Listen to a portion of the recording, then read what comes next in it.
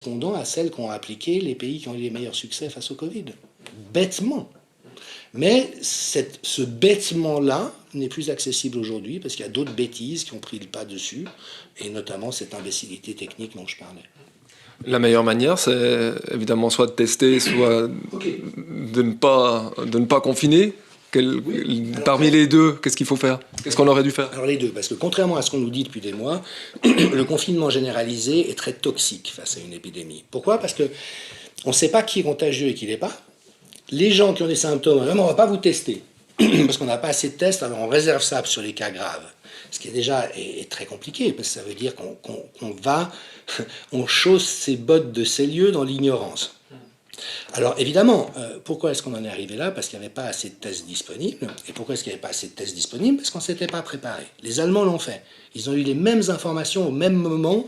Ils se sont dit, on multiplie les capacités de tests, on réquisitionne l'industrie et les laboratoires pour avoir ça disponible le plus vite possible. Et puis pourquoi ça ne s'est pas fait en Suisse, dans un pays qui est quand même puissant au niveau pharmaceutique? Ouais, mais de nouveau, parce que les autorités fonctionnent comme dans les années 50. On appelle le 22 à Asnières, on voit s'ils répondent, puis si ça ne répond pas, on appellera demain, puis en attendant, on boit du Rivella en mangeant du Cénovis. Je veux dire. Non, mais c'est ça, cette espèce de passivité. Et là, ça rejoint cette déliquescence de l'Occident dont je parlais. Ça a illustré qu'on ne sait plus réagir vite et bien à une urgence. D'accord ? Donc, dans le train de mesures nécessaire à prendre, le confinement est une bêtise parce qu'on met ensemble des gens potentiellement contagieux, des gens qui ne sont pas touchés par la maladie et des personnes à risque. Donc c'est le pire cas de figure pour faire flamber une épidémie. C'est ce que nous disent les meilleurs épidémiologues infectieux. Ce n'est pas moi qui l'invente. Donc, un train de réponse intelligent, c'est vous multipliez le plus rapidement possible la capacité de dépistage. Vous dépistez le plus de gens possible. Ceux qui sont contagieux, vous les mettez en quarantaine. Et accessoirement, je rappelle que le traitement hydroxychloroquine, azithromycine, permet de réduire la charge virale en quelques jours. C'est-à-dire de faire en sorte que les gens ne soient plus contagieux très rapidement, tout en évitant le fait qu'ils développent des complications. Donc on avait un traitement. La controverse scientifique, tout ça, je veux bien. La seule chose qu'on ignore face à ce traitement, c'est le degré de son efficacité. Il peut être relativement faible, parce que la plupart des gens guérissent de toute manière du Covid, ou très grande. Ça, on n'a pas de certitude par rapport à ça. Sinon, les chiffres que présente le professeur Raoult. Mais qui sont contestés, et en partie à juste titre. Donc là encore, contrairement à l'impression que beaucoup de gens ont, je ne suis pas un fanatique de Raoult, un inconditionnel, je ne suis pas d'hydroxychloroquine, un cheval de bataille, mais je dis juste que dans la pesée d'intérêt éthique entre ce qu'on sait et qu'on ignore, entre les bénéfices que ça peut produire et les risques ou les coûts que ça fait peser, pour moi, il y a une réponse qui est évidente. Donc, vous mettez en quarantaine les gens contagieux, vous confinez strictement les gens à risque, mais pour une période très limitée. Vous laissez l'épidémie passer, et en 2 semaines et demie, elle est passée. D'accord ? Nous, on a fait l'inverse. On a confiné de manière générale, on n'a pas testé, on a attendu que les gens soient dans des états proches de la mort pour les emmener à l'hôpital. On les a intubés avec des procédures médicales qui, a priori, ont fait plus de dégâts que de bien. Je suis navré de le dire pour les urgentistes, ils y sont pour rien. Mais quand même, c'est ce que toute une masse de données semble faire venir. Et qui a montré des images terribles qui ont passé dans les médias et qui ont renforcé cette psychose collective. C'est ça. Alors que nous, on est entré dans un isolement durable. Et là, c'est la pointe qui tue pour les EHPAD et les EMS. C'est qu'on sait depuis plus de 10 ans que la richesse des liens sociaux qu'a une personne a un impact majeur sur la santé. Et notamment parce que quand on est en perte de lien social, il y a un état inflammatoire qui s'installe avec un nombre élevé de cytokines circulant dans le sang.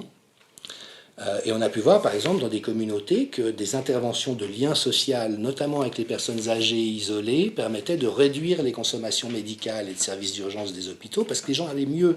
Vous voyez ce que je veux dire ? Le lien, c'est le cœur de notre santé. Et donc, ça veut dire aussi que les interventions sur le lien social sont plus efficaces que les réponses sanitaires en elles-mêmes. Et là, on a isolé des centaines de milliers de personnes de manière durable. Être isolé une semaine, on y arrive tous. Être isolé 1 mois et demi, on devient tous atteints profondément. Donc, vous atteignez ces personnes, elles ont des flambées de cytokines, et on sait aujourd'hui que les cytokines sont le réactif qui font du Covid une maladie mortelle.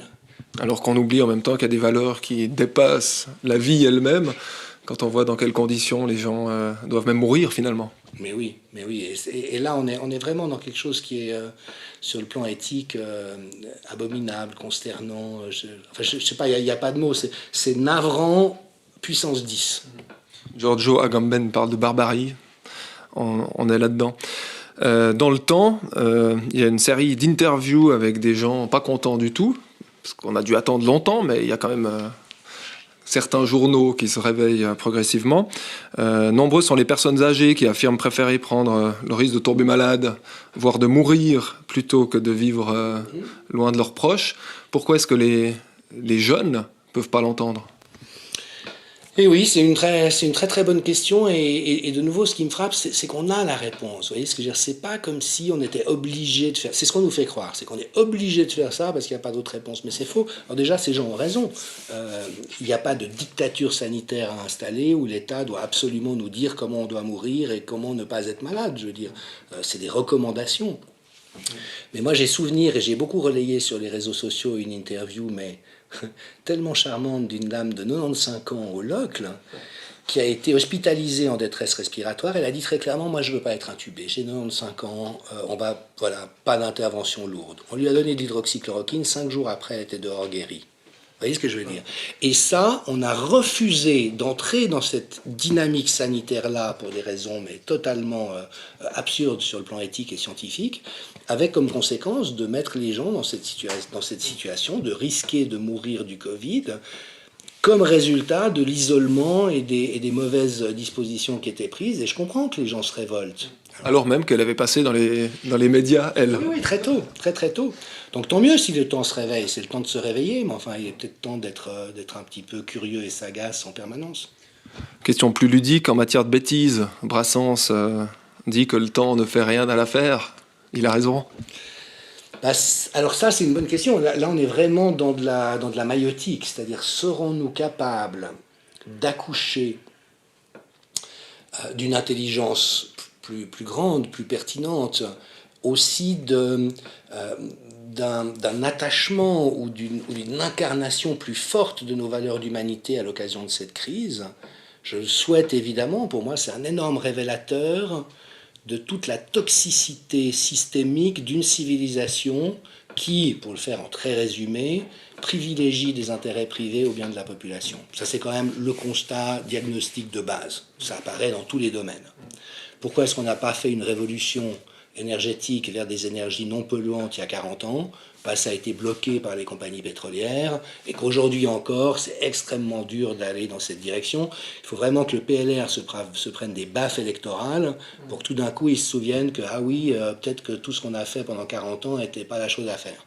Donc voilà, il y a ce constat systémique, ce déni d'humanité à plein d'endroits de nos sociétés qui sont devenues tellement administratives, bureaucratiques, techniques, enfin rabougries, et ça met tout le monde en souffrance, les professionnels comme les usagers. Donc serons-nous capables de prendre appui sur cette crise pour nous questionner, pour en revenir aux fondamentaux de ce qui crée une civilisation et de ce qui vaut la peine d'être vécu? Il y a les optimistes et les pessimistes. Tout ce qui nous arrive aurait été impensable il y a 2-3 décennies, vous êtes d'accord? Qu'est-ce qui a changé dans notre rapport à la santé, à la maladie, à la vie, à la mort? Oui, et dans les deux axes. C'est-à-dire, moi j'ai grandi quand même, mes grands-parents du côté maternel étaient dans la résistance en France. Mon grand-père du côté paternel patrouillait le long de la frontière pendant 6 ans pour s'assurer que les nazis n'entraient pas. Vous voyez, il y avait cette barbarie à nos portes. Et je me suis souvent demandé en grandissant et en tant qu'adulte, mais comment c'était? Qu'est-ce que ça faisait? Et là, ce qui était inenvisageable il y a 30 ans, c'est que le fascisme est de retour, mais chez nous. Alors, à très petite échelle. Je ne peux pas dire que la communication soviétique du Conseil fédéral décrive l'ensemble de ce qui se passe chez nous. On est d'accord, on n'en est pas là, mais il y a des ferments de dictature qu'on est en train de voir apparaître. Moi, que les médecins de ville en Suisse n'aient pas hurlé quant au fait qu'on les prive de la liberté de prescrire ce qui leur paraît juste à des patients qui en ont besoin, c'est quand même une atteinte massive à des droits inaliénables de la profession. Est-ce qu'ils ne l'ont pas fait par peur d'un dégât d'image? Alors j'en sais rien, moi j'ai beaucoup interpellé, j'ai interpellé Michel Matter, qui est président de l'AMG, l'Association des médecins genevois, vice-président de la FMH, conseiller national. Je pense qu'il y a deux choses. D'abord, ils ont peur de le faire publiquement, et ça c'est une question intéressante. Beaucoup en privé me disent à quel point ils sont choqués, mais aucun n'ose ouvrir le bec en public. Donc, déjà, là, il y a une histoire de quoi ont-ils peur. Et puis l'autre élément de réflexion auquel je suis arrivé, c'est qu'au fond, les médecins sont des gens par définition consensuels.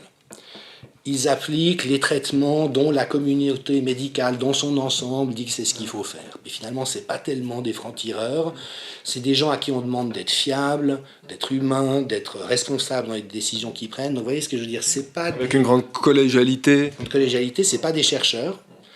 Et effectivement, certains médecins, par exemple, m'ont envoyé des articles parus dans le bulletin médical suisse disant « Ouais, mais pour l'hydroxychloroquine, on ne sait pas ». Moi qui connais les études et en quoi elles sont truquées, je sais que ça ne tient pas la route.